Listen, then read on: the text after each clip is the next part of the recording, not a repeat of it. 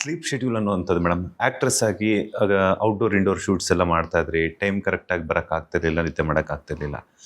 ಅದಾದ ನಂತರ ಓರ್ವ ತಾಯಿಯಾಗಿ ನಿಮ್ಮ ಮಗುವಿಗೋಸ್ಕರನೇ ನಿಮ್ಮ ಇಡೀ ಜೀವನವನ್ನು ಅಥವಾ ಇಡೀ ಸಮಯವನ್ನು ಮೀಸಲಿರಿಸ್ತಿದ್ದೀರಾ ಅಂತಂದಾಗ ಶೆಡ್ಯೂಲ್ ಅನ್ನೋದು ಮಗು ಆದಮೇಲೆ ಲಾಟ್ ಆಫ್ ಚೇಂಜಸ್ ಆಗುತ್ತೆ. ನಿದ್ದೆಯಲ್ಲಾಗಿರ್ಬೋದು, ಊಟದಲ್ಲಾಗಿರ್ಬೋದು, ಅದನ್ನೆಲ್ಲನೂ ಬ್ಯಾಲೆನ್ಸ್ ಮಾಡ್ತಿದ್ದಾರೆ. ಊಟದ್ದು ಇಟ್ಸ್ ಆಸ್ ಪರ್ ದಿ ನಮ್ಗಾಗ ದೇಹ ಸ್ಥಿತಿ ಏನಿದೆ ಅದ್ರ ಪ್ರಕಾರನೇ ಊಟ ಸ್ಥಿತಿ.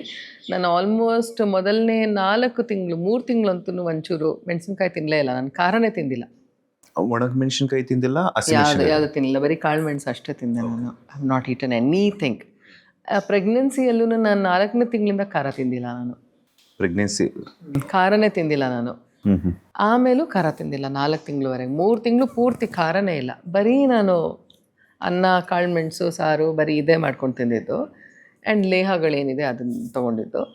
ಬಟ್ ಏನೋ I wanted to tell you something. Schedule ಬಗ್ಗೆ ಅಲ್ವಾ, ನಂಗೆ ಅದು ಭಯ ಇತ್ತು.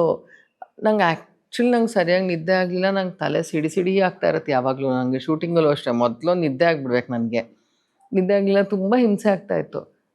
ನನ್ನ ತಂಗಿ ಹೇಳ್ತಾ ಇದ್ಲು, ನಿಂಗೆ ಆಲ್ಮೋಸ್ಟ್ 1 ವರ್ಷ ತನಕ ಮಲ್ಗೋಕ್ಕಾಗಲ್ಲ, 1 ವರ್ಷ ಹೆಂಗಪ್ಪ ಮಾಡ್ತೀನಿ ಅಂತ ಅಂದ್ಕೊಂಡೆ. ಬಟ್ ಒಂದು ದೇಹದಲ್ಲಿ ನಮ್ಮಲ್ಲಿ ಆಗ್ತಿರುವಂತಹ ಬದಲಾವಣೆಗಳು, ಅಂದರೆ ಹಾರ್ಮೋನ್ಸ್ ಏನಿದೆ ಪುಷ್ ಮಾಡ್ತಾ ಇರುತ್ತೆ ನನಗೆ. ಮಗುನ ನೋಡ್ಕೊಳ್ಳೋಕ್ಕೆ ಅದು ಶಕ್ತಿನೂ ಕೊಡ್ತಾ ಇರುತ್ತೆ ನನಗೆ. ಅದು ಒಂದಿರಬಹುದು. ಮತ್ತು ಇನ್ನೊಂದೇನೆಂದರೆ ಮಗುನೇ ಪ್ರೇರಣೆ ಅಲ್ವಾ, that you are motivated by the other life that you are seeing. ಅದು ಒಂದಿರಬಹುದೇನೋ ಕಾರಣ. ಯಾಕಂದ್ರೆ ನನಗೆ ಆಲ್ಮೋಸ್ಟ್ 2-2.5 ತಿಂಗಳು ಇವಳು ಹುಟ್ಟಿದ ನಂತರ ಸ್ವಲ್ಪ ನಂಗೆ ನಿದ್ದೆನೇ ಇರಲಿಲ್ಲ. ಕಂಟಿನ್ಯೂಸ್ ಆಗಿ ಸತತವಾಗಿ ನಿದ್ದೆ ಇಲ್ಲದೆ ನನಗೆ ಅನಿಸ್ತು, ಅಯ್ಯೋ ನಂಗೆ ಆಗ್ತಾನೆ ಇಲ್ಲ, ಕಣ್ಣೇ ಬಿಡೋಕ್ಕಾಗ್ತಿಲ್ಲ ಅಂತ ಅನಿಸಿತ್ತು ಒಂದಿನ. ಹೆಂಗಪ್ಪ ಮ್ಯಾನೇಜ್ ಮಾಡ್ತೀನಿ, ನೋಡ್ಕೊಳ್ತೀನೋ ಇಲ್ವೋ ಅಂತ. But no, I think it's all about ಮನುಷ್ಯನಿಗೆ ಒಂದು ಮೋಟಿವೇಶನ್ ಬೇಕನ್ಸುತ್ತೆ ಅಷ್ಟೇ. That's all he needs, he or she. ಈಗ ನಿಮ್ಮ ಮಗುವನ್ನು ಎಷ್ಟು ಅರ್ಥ ಮಾಡ್ಕೊಂಡಿದ್ದೀರಾ ಅಂತ ಅನಿಸುತ್ತೆ ನಿಮಗೆ? ಇಲ್ಲ, ನಾನು ಅಂದ್ಕೊಳ್ಳೋದು ಅದೇ, ನಾನು ಅರ್ಥ ಮಾಡ್ಕೊಂಡಿದ್ದೀನಿ. ಎಸ್, ನಂಗೆ ಗೊತ್ತಾಗತ್ತೆ. ಅಂದರೆ ಅವಳಿಗೆ ಯಾವ ಊಟದಲ್ಲಿ ಏನು ಬದಲಾವಣೆ ಆಯಿತು ಗೊತ್ತಾಗಬಹುದು ನನಗೆ. ಆದರೆ ನನಗಿಂತ ಹೆಚ್ಚಿನದಾಗಿ ತಾಯಿನ ಮಗು ಜಾಸ್ತಿ ಅರ್ಥ ಮಾಡ್ಕೊಂಡಿರುತ್ತೆ. She knows her more. ಅವಳಿಗೆ ಗೊತ್ತಿರುತ್ತಲ್ವ, ಅವಳಿಗೆ ತನಗೇನು ಬೇಕು ತಾಯಿಯಿಂದ ಅನ್ನೋದು ಅವಳಿಗೆ ಹೆಚ್ಚಾಗಿ ಗೊತ್ತಿರುತ್ತೆ. ನಾನೇನು ಕೊಡ್ತೀನಿ ಅನ್ನೋಕ್ಕಿಂತ ಹೆಚ್ಚಾಗಿ ಅವಳೇನು ಪಡಿಬೇಕು ಅನ್ನೋದು, it's all about that. I think that's a beauty of it. ನಿಮ್ಮ ವಾಯ್ಸ್ ಕೇಳಿಸಿದ ತಕ್ಷಣ ಮಗುನ ರಿಯಾಕ್ಷನ್ ಯಾವ ರೀತಿ ಇರುತ್ತೆ ಅಂತ ನೀವೇ ನೋಡಬೇಕಾಗಿತ್ತು. ನನಗಂತೂ ಐ ಡೋಂಟ್ ಥಿಂಕ್ ಯಾರು ಅಷ್ಟೊಂದು ಲಾವಿಂದ ನನ್ನನ್ನು ಅಷ್ಟೊಂದು ಮೆಸ್ಮರೈಸ್ಡ್ ಆಗಿ ಇವತ್ತುವರೆಗೂ ನನ್ನನ್ನು ನೋಡಿದ್ದಾರೆ ಗಂಟೆಗಟ್ಟಲೆ ಅನ್ನೋದು ನನಗೆ ನೆನಪಿಲ್ಲ. ಬಟ್ ನನ್ನ ಮಗು ಮಾತ್ರ, ನಾನು ಇವ್ರಿಗೂ ಕೇಳ್ತಾ ಇದ್ದೆ, ನಿಮಗೂ ಹಾಗೆ ನೋಡ್ತಾ ಇತ್ತಾ ನಿಮ್ಮ ಮಗು ಅಂತ. ನನ್ನನ್ನೇ ನೋಡ್ತಾ ಇರುತ್ತೆ ಅದು. ಒಂಥರ ಅದಕ್ಕೇನು ಅನ್ಸುತ್ತೋ ಏನೋ, ಅದಕ್ಕೆಲ್ಲ ಅಮ್ಮನೇ ಚಂದ ಅನ್ಸುತ್ತೇನೋ. ಒಟ್ಟಿನಲ್ಲಿ ಇಟ್ಸ್ ನಾಟ್ ಅಬೌಟ್ ಚಂದ, ಅದೆಲ್ಲ ಅಲ್ಲ. ಅದಕ್ಕೆ ಪ್ರಪಂಚನೇ ತಾಯಿ ಅಷ್ಟೇ. ಈಗ ಮಗು ನೋಡಕ್ಕೆ ಬರ್ತಾರೆ ಅಥವಾ ನಿಮ್ಮನ್ನೇ ಯೋಗಕ್ಷೇಮ ವಿಚಾರಣೆ ಮಾಡೋದಕ್ಕೆ ಬರ್ತಾ ಇರ್ತಾರೆ. ಅಂತ ಒಂದು ಸಂದರ್ಭದಲ್ಲಿ ಹೇಳ್ತಾರೆ, ಭಾವನ ಅವರೇ ಸೇಮ್ ನಿಮ್ಮ ಥರನೇ ಇದ್ದಾರೆ ಮಗು ಅಂತ ಹೇಳ್ತಾ ಇರ್ತಾರೆ. ಅವ್ರು ಹೇಳೋದನ್ನು ಅವರ ಪ್ರಾಸ್ಪೆಕ್ಟಿವ್ ಕಡೆಯಿಂದ ಅವರು ಯೋಚನೆ ಮಾಡಿರ್ತಾರೆ. ನಿಮ್ಗೆ ಯಾವತ್ತಾದ್ರೂ ಮಗುವಿನ ಮೂಮೆಂಟ್ ನೋಡಿದಾಗ ಇವಳು ನನ್ನ ಮಗಳೇನಪ್ಪ, ನನ್ನ ಥರನೇ ಮಾಡ್ತಾಳೆ ಅಂತ ಅನ್ನುವಂಥ ಮೂಮೆಂಟ್ಸ್ ಏನಾದರೂ ಮಾಡಿದಾರಾ ಅಂತ? ಅಲ್ಲ, ನಂಗೆ ಗೊತ್ತಿಲ್ಲ ಅದು ಮಾಡಿದೆಯೋ ಇಲ್ವೋ ಅಂತ.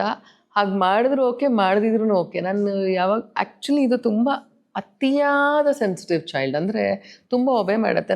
ನಾನು ಏನು ಇವತ್ತುವರೆಗೂ ಒಂಚೂರು ಮೊದಲೇ ನಂದು ದೊಡ್ಡ ಧ್ವನಿ, ಹಾಗಾಗಿ ಐ ಆಮ್ ಎಕ್ಸ್ಟ್ರೀಮ್ಲಿ ಕಾನ್ಷಿಯಸ್. ನಾನು ಒಂಚೂರು ಜೋರಾಗಿ ನಾನು ಅವಳ ಹತ್ರ ಮಾತು ಆಡಿಲ್ಲ, ಧ್ವನಿ ರೈಸ್ ಮಾಡೇ ಇಲ್ಲ. ಬಟ್ ಅದೇನೇ ತುಂಬ ಕಾನ್ಷಿಯಸ್. ನಾನು ಅದಕ್ಕೆ I want her to be herself as much as possible. ಜಾಸ್ತಿ ಒಬೆ ಮಾಡುತ್ತೆ ಅದು. ನನ್ನ ಕಣ್ಣೇ ನೋಡ್ತಾ ಇರತ್ತೆ ಅದು. ಎಲ್ಲೇ ಹೋದ್ರು ಸ್ವಲ್ಪ ಪಬ್ಲಿಕ್ ಜಾಗದೆಲ್ಲ ಹೋದಾಗ ಎಲ್ಲರೂ ಎತ್ಕೊಳ್ತಾರಲ್ಲ, ನೋಡ್ತಾ ಇರ್ತಾಳೆ ಅವಳು ನನ್ನನ್ನು ದೂರ. ನಾನು ಒಂದು 10 ಅಡಿ ದೂರದಲ್ಲೇ ಇರ್ತೀನಿ, ಒಂದು 5-6 ಅಡಿ ದೂರದಲ್ಲಿ ಇರ್ತೀನಿ. Because I want her to be given that kind of a space. ಅವಳು ಬೇರೆಯವ್ರು ಎತ್ಕೊಂಡಾಗ ಅವಳಿಗೂ ಅದು ಒಂಥರ ಏನು ಅಂತ ಗೊತ್ತಾಗಬೇಕು. She should be able to enjoy. ಆಮೇಲೆ ಎತ್ಕೊಂಡಿರೋರ್ಗೂ ಒಂಥರ ಏನಪ್ಪ ಇವ್ರು ಹಿಂದೆ ನಿಂತ್ಕೊಂಡಿದ್ದಾರೆ ಅಂತ ಅನ್ನಿಸ್ಬಾರ್ದು.